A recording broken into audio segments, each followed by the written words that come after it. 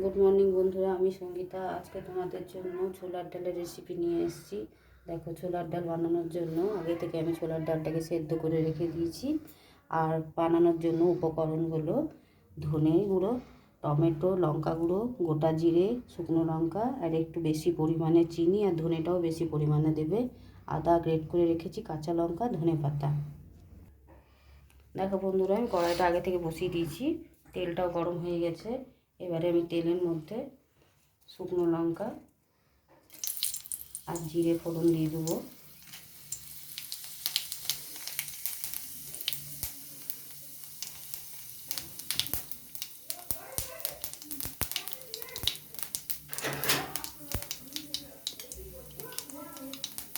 তারপর আদাটা গ্রেট করে রাখা আছে, সবটা তো লাগবে না, কিছুটা লাগবে। কাঁচা লঙ্কা,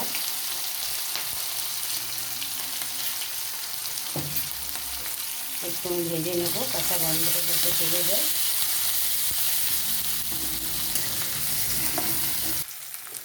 দেখো বন্ধুরা, আদাটা আমার ভাজা হয়ে গেছে, কাঁচা গন্ধটা চলে গেছে। এবারে আমি টমেটোটা আর ধনে, শুকনো লঙ্কার গুঁড়ো আর চিনি দিয়ে দেবো। আর অল্প সামান্য পরিমাণ জল দেবো, যাতে মশলাটা না পুড়ে যায়। একটু মশলাটাকে কষিয়ে নেবো, মশলাটাকে কষিয়ে একটু গলিয়ে নেবো।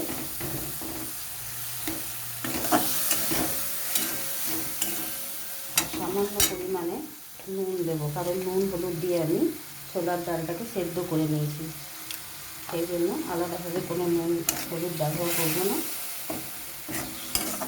তাই সামান্য পরিমাণে একটু টমেটোটা যাতে গলে যায়, সেই জন্য আমি নুনটা দিলাম।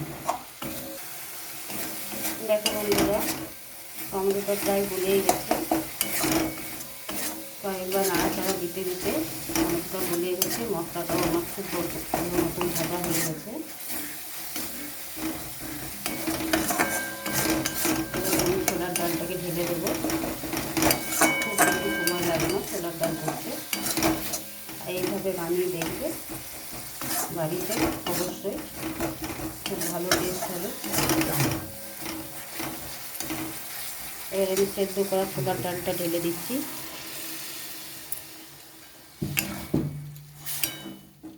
মশলাটার সাথে মিশিয়ে নেব।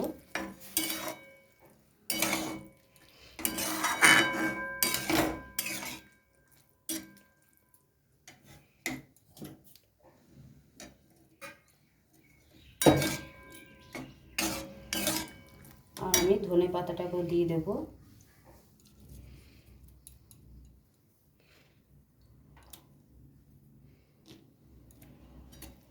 দিয়ে আমি কিছুক্ষণ ঢাকা দিয়ে একটু ফুটতে দেবো, তাহলে আমার কমপ্লিট হয়ে যাবে। ঢাকা দিয়ে এখন ফুটতে দিই কিছুক্ষণ। দেখো বন্ধুরা, আমার ছোলার ডালের রেসিপিটা হয়ে গেছে কমপ্লিট। এবারে আমি একটু নামাবার সময় গরম মশলা দিয়ে দিলাম। এবারে আমি ঢেলে নেব, তারপর তোমাদের দেখাচ্ছি। দেখো বন্ধুরা,